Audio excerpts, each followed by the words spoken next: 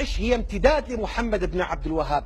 الدعوة الوهابية ذاتها استنسختها الولايات المتحدة الأمريكية بلباسها الجديد. تنظيم القاعدة عندما كان في أفغانستان كيف حطمت تماثيل بوذا والديانات الأخرى والحضارات، حضارات الأمم، كيف حطمها؟ هذا تنظيم القاعدة.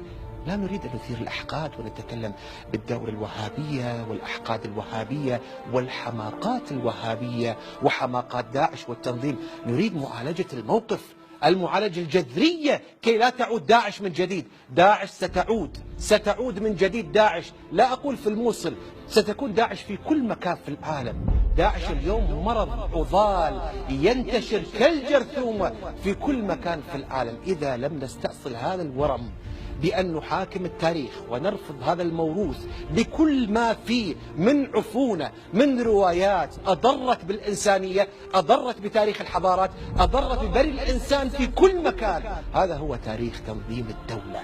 نرجع إلى قصة محمد بن عبد الوهاب. بريطانيا استخدمت الدولة الوهابية، استخدمتها لتفتيت الأمة الإسلامية، لتدمير الأمة الإسلامية، ودغدغت مشاعر السذاج وقالوا دعوة التوحيد والإسلام. بدعوة التوحيد والعودة إلى الإسلام الصافي تم استباحة المدينة المنورة. اسمعوها، تم استباحة المدينة المنورة وترويع أهلها كما ذكر في الكتب تاريخ ابن غنام والدرر السنية. تم استباحة المدينة وكانوا يسمون ذلك اليوم فتحا، تاريخ فتح المدينة المنورة، تاريخ فتح مكة. هكذا هذه هي الأدبيات، أدبيات الفكر الوهابي، تاريخ فتوحات. يعتبرون دعوة محمد بن عبد الوهاب كانت فتح من الفتوح.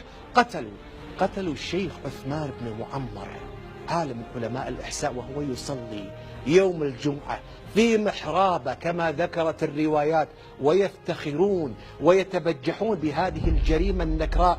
لنقف عند هذه الجريمة. ماذا صنعوا بالشيخ الذي قتلوه في سيناء قبل أيام؟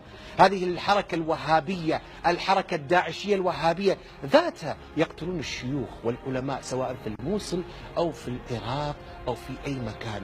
إذن هو امتداد الطاقة الحقيقية، الطاقة الشيطانية للفكر الداعشي، هي الفكر السلفي الوهابي الممتد إلى جذور الأولى، جذور ابن تيمية.